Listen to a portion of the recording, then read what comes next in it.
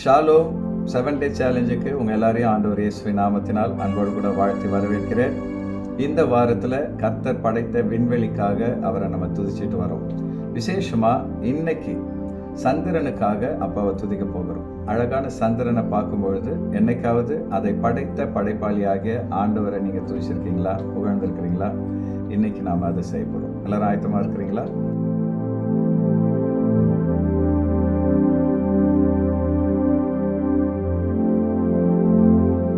முதலாவதா, பூமியிலிருந்து சரியான தூரத்துல சந்திரனை கர்த்தர் நிலைநிறுத்தி இருக்கிறார்.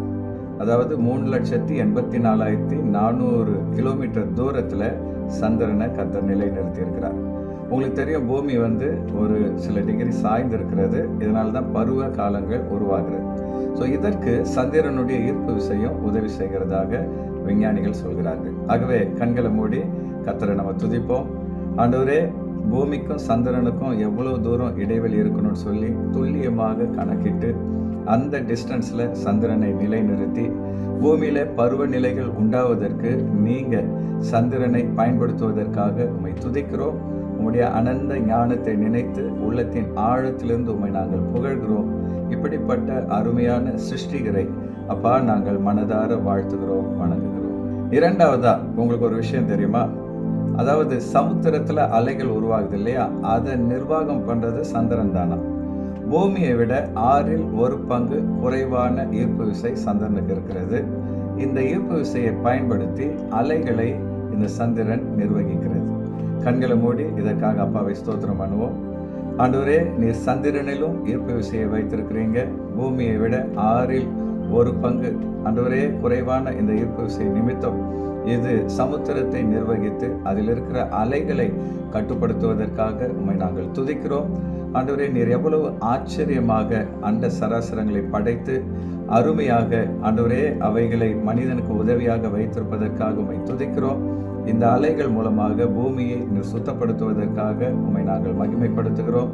இப்படிப்பட்ட மாபெரும் தேவனை மனதார நாங்கள் ஸ்தோத்தரிக்கிறோம், உயர்த்துகிறோம்.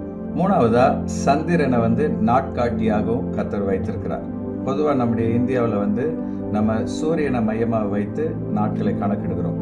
ஆனால் இஸ்ரேல் போன்ற நாடுகளில் சந்திரனை மையமாக வைத்து நாட்களை கணக்கிடுகிறார்கள். சந்திரன் ஒரு முறை பூமியை சுற்றி வர 29.5 நாட்கள் வருகிறது. இதை வைத்து தான் விவசாயிகள் தங்களுடைய நிலங்களில் பயிரிடுவதையும் சில திருவிழாக்களையும் சந்திரனை வைத்து தான் கணக்கிடுகிறார்கள். ஆகவே கண்களை மூடி நம்ம அப்பாவை ஸ்தோத்திரம் பண்ணுவோம். ஆண்டவரே, சந்திரனை நாள்காட்டியாக நீர் படைத்திருப்பதற்காக உம்மை நாங்கள் ஸ்தோத்தரிக்கிறோம். வேதத்திலே இஸ்ரவேலர்கள் சந்திரனை நாட்காட்டியாக பயன்படுத்தி ஆண்டவரே அவர்கள் உம்மை ஆராதிக்கக்கூடிய பண்டிகைகளை நியமித்ததற்காக உம்மை ஸ்தோத்தரிக்கிறோம். இப்பொழுதும் விவசாயிகள் சந்திரனை அடிப்படையாக வைத்து ஆண்டவரே உழவை நியமிப்பதற்காக உம்மை துதிக்கிறோம். இவ்வளவு அருமையான ஒரு நாள்காட்டியாக, துல்லியமான ஒரு நாள்காட்டியாக சந்திரனை நீர் எங்களுக்காக வைத்திருப்பதற்காக எங்கள் மனதின் ஆழத்திலிருந்து உம்மை துதிக்கிறோம், ஸ்தோத்தரிக்கிறோம், உம்மை மகிமைப்படுத்துகிறோம். நாலாவது, ஒரு காலத்தில் சந்திரனை காமிச்சு தான் பிள்ளைகளுக்கு உணவு ஊட்டுவார்கள். இன்னைக்கு சூழ்நிலைகள் மாறி செல்போனை காமிச்சு தான் அம்மாங்க பிள்ளைகளுக்கு உணவு ஊட்டுகிறார்கள்.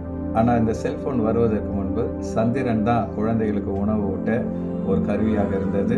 அது மாத்திரமல்ல, இந்த அழகான சந்திரன் அநேகருக்கு மனதில் ஒரு சமாதானத்தையும் கொடுத்தது. கண்களை மூடி அப்பாவை நம்ம ஸ்தோத்திரம் பண்ணுவோம். ஆண்டவரே, அழகான சந்திரனை நீர் படைத்து இரவு நேரங்களிலே கர்த்தாவே அதை நாங்கள் பார்க்கும் பொழுதெல்லாம், அதன் அழகை நாங்கள் பார்க்கும் பொழுதெல்லாம் உம்மை துதிக்கும்படியாக கொடுத்த கிருபைக்காக உம்மை ஸ்தோத்தரிக்கிறோம். அம்மாமார் அந்த சந்திரனை காண்பித்து பிள்ளைகளுக்கு உணவு ஊட்டுவது வழக்கமாயிருந்ததை ஆண்டவரே நாங்கள் நினைவு கூறுகிறோம். இந்த நாளிலே இவ்வளவு அழகான சந்திரனை படைத்த உம்முடைய உள்ளம் எத்தனை அழகானது ஆண்டவரே. உம்மை நாங்கள் ஆராதிக்கிறோம், மகிமைப்படுத்துகிறோம், உம்மை நாங்கள் உயர்த்துகிறோம். ஐந்தாவதாக, சந்திரனை திசை காட்டியாகவும் நம்முடைய முன்னோர்கள் பயன்படுத்தி இருக்கிறாங்க. இப்போ மாதிரி மாடர்ன் எக்யூப்மெண்ட் வர்றதுக்கு முன்னாடி சந்திரனை வைத்து தான் திசைகளை கணக்கிட்டு இருக்காங்க. ஈவன் வனவிலங்குகள் கூட சந்திரனை அடிப்படையாக வைத்து தான் ஒரு இடத்துலேருந்து இன்னொரு இடத்துக்கு போவதாக கணித்திருக்கிறார்கள். திசை காட்டியாக பயன்படுத்தப்படுகிற சந்திரனுக்காக அப்பாவை நம்ம துதிப்போம்.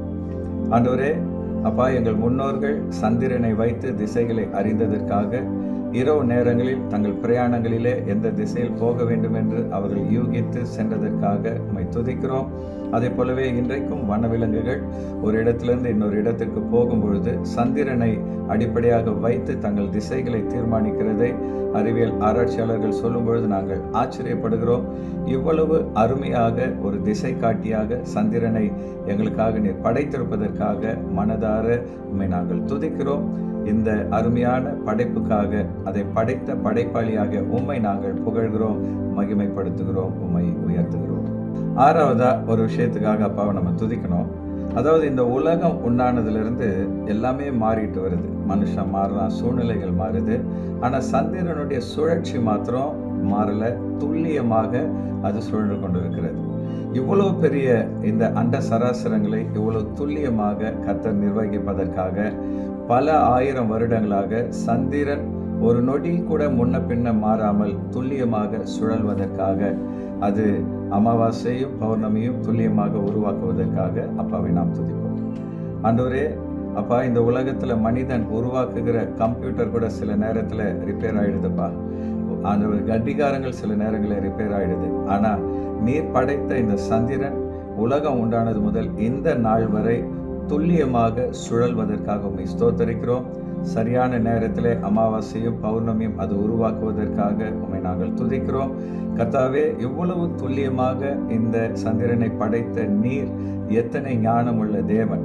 உம்முடைய ஞானம் ஆண்டவரே எங்களுக்கு புரியாதது, உம்முடைய ஞானம் மேன்மையானது. இப்படிப்பட்ட அனந்த ஞானமுள்ள தேவனாகிய உம்மை நாங்கள் மனதார புகழ்கிறோம், உம்மை ஸ்தோத்தரிக்கிறோம், உம்மை மகிமைப்படுத்துகிறோம். ஏழாவதாக, கடைசியாக, இவ்வளவு பிரம்மாண்டமான விண்வெளியையும் இவ்வளவு அழகான சந்திரனையும் ஆண்டவர் படைத்தது மாத்திரமல்ல, அதை தன்னுடைய வார்த்தையின் கட்டுப்பாட்டிலே வைத்திருக்கிறார். யோசுவாவின் காலத்தில் நம்ம பார்க்குறோம், யோசுவாவின் சொல்லை கேட்டு ஆண்டவர் சூரியனையும் சந்திரனையும் வானத்தில் நிலைநிறுத்தினார். இதுவரை அப்படிப்பட்ட இயற்கை விதிகளுக்கு மாறான அற்புதம் நடந்ததில்லை. அப்படிப்பட்ட சந்திரனை ஆளுகிற நம்முடைய தேவனை நாம் துதிக்கலாமா? கர்த்தாவே, அப்பா, சூரியனும் சந்திரனும் உம்முடைய கட்டுப்பாட்டில் இருப்பதற்காக உம்மை ஸ்தோத்தரிக்கிறோம். கர்த்தாவே, இயற்கை விதிகளை உம்முடைய கரத்திலே நீர் ஆளுகை செய்வதற்காக உம்மை ஸ்தோத்தரிக்கிறோம். நீர் படைத்த சந்திரன் உம்முடைய வார்த்தைக்கு கீழ்ப்படிந்து அப்பா யோசுவாவின் காலத்திலே அது நிலை நின்றதற்காக உம்மை நாங்கள் துதிக்கிறோம். அப்பா, நீர் எத்தனை ஆச்சரியமான தேவன். இந்த உலகத்தை படைத்தது மாத்திரமல்ல, அதை உம்முடைய வார்த்தையின் வல்லமையினால் நிலை நிறுத்துகிறீர். உம்முடைய குமாரனாகிய இயேசு கிறிஸ்துவினால் அதை ஒருங்கிணைத்திருக்கிறீர். உம்முடைய கட்டளைக்கு அது கீழ்ப்படிவதற்காக உம்மை துதிக்கிறோம். நீர் சொல்ல ஆகும், நீர் கட்டளையிட நிற்கும் என்று வேதம் சொல்கிறது போல சகலத்தையும் உடைய கட்டுப்பாட்டில் வைத்திருப்பதற்காக உம்மை உயர்த்துகிறோம். இப்படிப்பட்ட மகா பெரிய தேவனாகிய உம்மை எங்கள் உள்ளத்தின் ஆழத்திலிருந்து துதிக்கிறோம், உம்மை நாங்கள் மகிமைப்படுத்துகிறோம். நீங்கள் எப்பெல்லாம் சந்திரனை பார்க்குறீங்களோ அப்பெல்லாம் அதை அழகை ரசிப்பது மாத்திரமல்ல, அதை அருமையாக படைத்த ஆண்டவரை உள்ளத்தின் ஆழத்திலிருந்து துதிங்க. அது மாத்திரமல்ல, சந்திரனை ஆளுகை செய்கிற ஆண்டவர் நம்முடைய வாழ்க்கையை ஆளுகை செய்யும்படி உங்களை ஒப்பு கொடுத்தீங்கன்னா கர்த்தர் அற்புதமாக இந்த நாள் முழுவதும் மாத்திரமல்ல, உங்கள் வாழ்நாள் முழுவதும் உங்களை வழி நடத்துவார். இந்த 7 Day சேலஞ்ச் உங்களுக்கு ஆசீர்வாதமாக இருந்திருக்குன்னு சொல்லி நான் விசுவாசிக்கிறேன். இது உங்களுக்கு பிரயோஜனமாக இருந்திருந்தால் லைக் பண்ணுங்கள்.